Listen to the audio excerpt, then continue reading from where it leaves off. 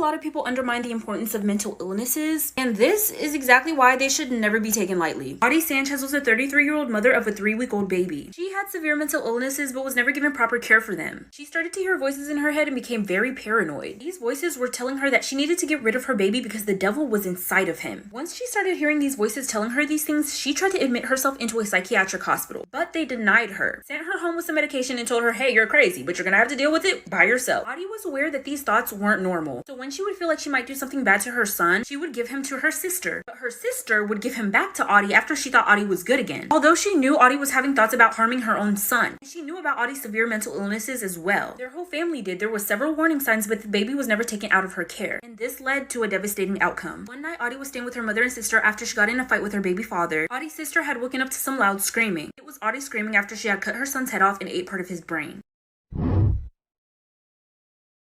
This is part 2 of why you should always take mental illnesses seriously. After Audie Sanchez had decapitated her 3-week-old son and ate part of his brain, she quoted, "I didn't mean to do it. He made me do it," referring to the devil. She first started hearing voices in her head when she took drugs for the very first time. Do not do drugs, kids. I'm telling you, you're gonna end up decapitating somebody. The saddest part about all of this is that this could have been prevented and that baby could have still been alive if people would have taken her mental illness seriously. Literally just 6 days before this happened, she had met with the counselor and told them that she had voices in her head telling her to harm her own baby. The counselor claimed this was her postpartum psychosis, which is when a mother responds negatively to her pregnancy, sometimes feeling like she needs to harm her child. The counselor did report that Audie needed mental evaluation, but the hospital didn't see the severity of the situation because the counselor failed to mention that Audie was hearing voices specifically telling her to harm her own child. Once they evaluated her, they concluded that she just heard voices and had hallucinations. In court, she was found not guilty by reason of insanity.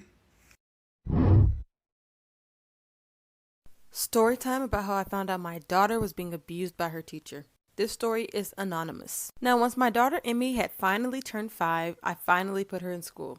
She was such a people person. She made friends so fast. The first week of her being there, she already had play dates and buddies she wanted to bring over to the house. Except for after about a month into school, her behavior changed drastically. She was a lot more quiet. She wasn't nearly as talkative. She wouldn't play at recess anymore. So I sat her down and I asked her what was going on at school. I'm like, are kids being mean to you? Are you not getting along? What's going on? And she's only 5. I don't know where she learned to behave like this. She would literally say, oh, nothing's wrong. I just have a lot of homework to do and it's stressing me out. 5-year-olds don't get stressed out about homework. It's 1 + 1. So I knew that was all wrong. So I scheduled a meeting with some of her teachers to see if I could talk to them about what's going on in school. Her main teacher agreed to meet with me, like for part 2.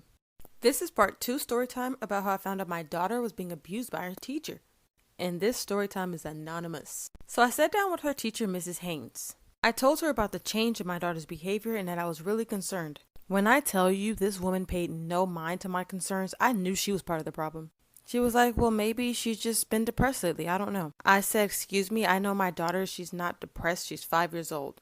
She even has the nerve to say to me, well, maybe there's something you're not doing right. I have to go. Once I went home, I said, Em, come here. What does your teacher say to you? She then tells me that anytime she would get an answer wrong, the teacher would pinch her. She would call her not smart. She would make her hold it if she had to use the restroom. And if she forgot her homework, she couldn't eat lunch that day. That was all I needed to know. I said, Emmy, turn on some cartoons. I'll be back. I went and got her aunt, which was my sister. We waited for all the teachers to leave the building, followed that woman home. And let's just say she's not physically capable of working anymore.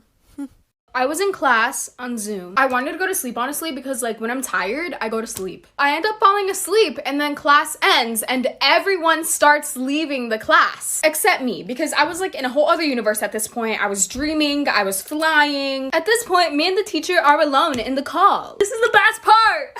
Then the teacher starts talking to me and he's like, Samantha, wake up.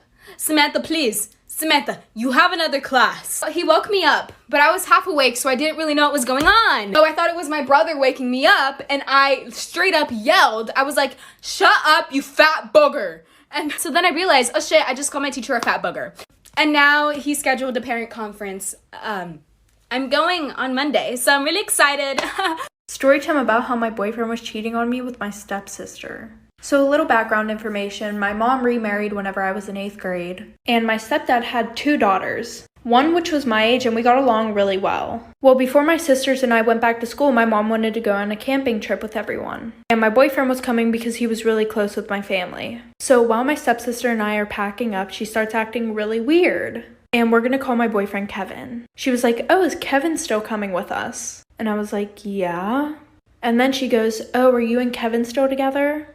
And I'm like, "We were never broken up. Like, the fuck?" Like I said, she was just being super fucking weird. But anyways, we all get in the car, we drive up there, and her and Kevin start being super weird around each other. Like, they were being too touchy. Anytime that I wanted to go do something with Kevin, she would say, "Oh, Kevin, you can come do this instead." Well, that night, Kevin and I are sleeping in our tent. At least I thought he was. And I wake up to some loud noises in the other tent, like for part 2. Part 2. So like I said, I heard a bunch of noises and talking in my stepsister's tent, and I wake up and my boyfriend isn't in the tent.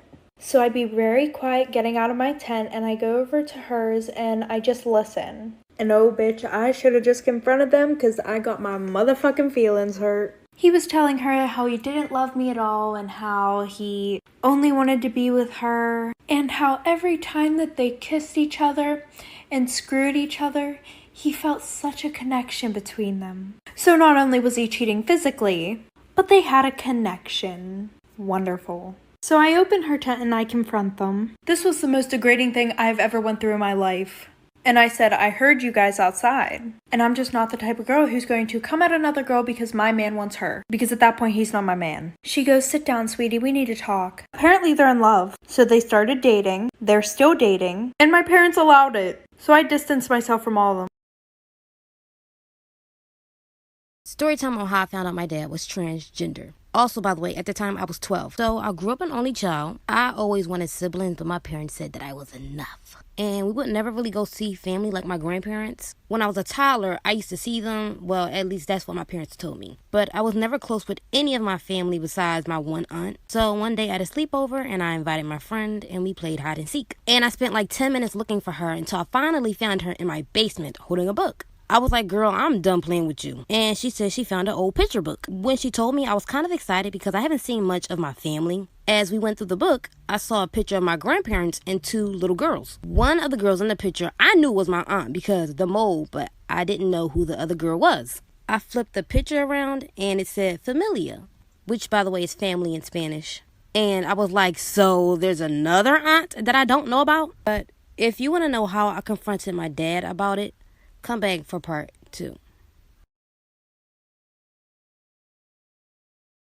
This is part 2 on how I found out my dad was transgender. So, like I said, I found a picture of my dad's family, but he wasn't in it. That night, I went to my parents' bedroom and I saw my mom. I showed her the picture and she gasped. I asked, "Do I have another aunt and where's Dad?" She told me to sit down and that they wanted to tell her, but they wanted to wait at an age where they think I'd understand. So a couple minutes later, my dad walked in and I asked, "Who's this girl?" He sat next to me, held my shoulders and said that was him. And I started laughing at first because I was like, "You're not a little girl." And he responded, "At that time, that was me." And from there, he just told me everything. To when he finally transitioned, he talked about how unaccepting my grandparents were, which is partially why I really don't go see them. After everything my dad told me, I just sat there and cried for him. And my mom and dad both held me and told me everything was going to be fine. It's been 9 years and I have so much more respect for my dad, no matter what anyone thinks. My family, who is extremely homophobic, ended up kicking me out and replacing me with my best friend. My family is absolutely awful when it comes to topics about the LGBTQ plus community. Literally any mention of it and they get extremely upset. Which sounds like they're suppressing something to me, but I had a friend that we can call Katie and my family absolutely adored her. Every Christmas they would buy her presents. She would spend family movie night with us, and they honestly treated her like she was the favorite daughter. So one day I made the decision to come out and I decided to talk to Katie about it. She was literally so supportive and so respectful that I gained the confidence to talk to my family about it. Bad idea. Hell striked and they immediately kicked me out of the house. So I found myself on a schedule of switching from couch to couch at different friends' houses. One particular night that was really hard for me, I decided to go visit them. I was missing them and also hopeful that they might accept me back in. And as I approached the house, my best friend was over there. She was playing games and doing family movie night with them, and so I decided to knock on the door. I burst into tears and went off on all of them. The absolute audacity. Later, my best friend texted me saying that she had a secret. Follow my Insta. Part 2 to my homophobic family kicking me out of the house and replacing me with my best friend. So I cannot believe the audacity of my family literally replacing me with Katie. Not only was she just over there for movie night, but they had actually moved her into my room, the room that I was raised in. I felt so much fury that I had to walk around the neighborhood for a while just to calm down. But eventually I just started to walk back to the house that I was staying at. Once I got in, Katie messaged me. She apologized for being such a bad friend, but then she said she had a secret. And she came out to me as bisexual and begged me not to tell my family. She felt like my family was her own and she didn't want to get kicked out. I was so frustrated that she was keeping the same secret that I had in my house, but she's getting to actually stay at my house. It has been a full year now and she is still with them to this day. But thankfully, I'm now living with my boyfriend and his family has accepted me as bisexual. I am honestly so much happier and better off. If you guys have a story that you'd like to share, follow me and DM me on Instagram. Storytime about the girl who tried to talk me into doing the nasty with her dad. Literally. So a little background information. 2 months before this whole situation, I had met her through one of my friends at a party. She was really funny, really nice. We're gonna call this girl Jessie. So when my friend and I left the party, I had asked her about Jessie, and she was like, oh, I wouldn't really hang around her. She's just like a really weird person. Now, I didn't really take my friend's word for it, mainly because in the past, my friend has gotten really jealous whenever I've started hanging out with other people. So I decided to find out for myself, which now I realize that was probably not one of my best ideas. So a few weeks later, we hung out with her again, and I got her number that night. Her and I started hanging out a lot. And her and I were both seniors in high school. Well, when I would go over to her house, her dad would be super weird around me. He would just be very overly nice and touchy with me. And her mom and her dad were divorced. Well, the one night I'm sitting in Jessie's room and she comes upstairs and she's like, OMG, I have to tell you what my dad said. Like for part 2. Part 2 about the girl who tried to talk me into doing the nasty with her dad. Literally. Like I said, she comes upstairs to her bedroom and she's like, OMG, I have to tell you what my dad just said about you. And she would literally do this all the time. She would be like, oh, my dad just said that you're so pretty, or my dad just said that if you were his age, he would totally date you. And just like super weird things like that. Well, I was like, oh, like what did he say? And she was like, OMG, I feel so weird telling you, like I really don't want to tell you. She was like, I feel like you'll think he's weird. Low-key, she didn't know that I already thought that he was weird. But I was like, oh, okay. She was like, okay, fine, I'll just tell you. My dad said that he would totally fuck you. And I was like, oh, that's really gross. Like, he's really fucking weird for that. And she was like, no, you should totally do it. And I was like, no, I'm good. Like, that does not make me feel comfortable. And she was like, dude, you don't understand. He'll pay you.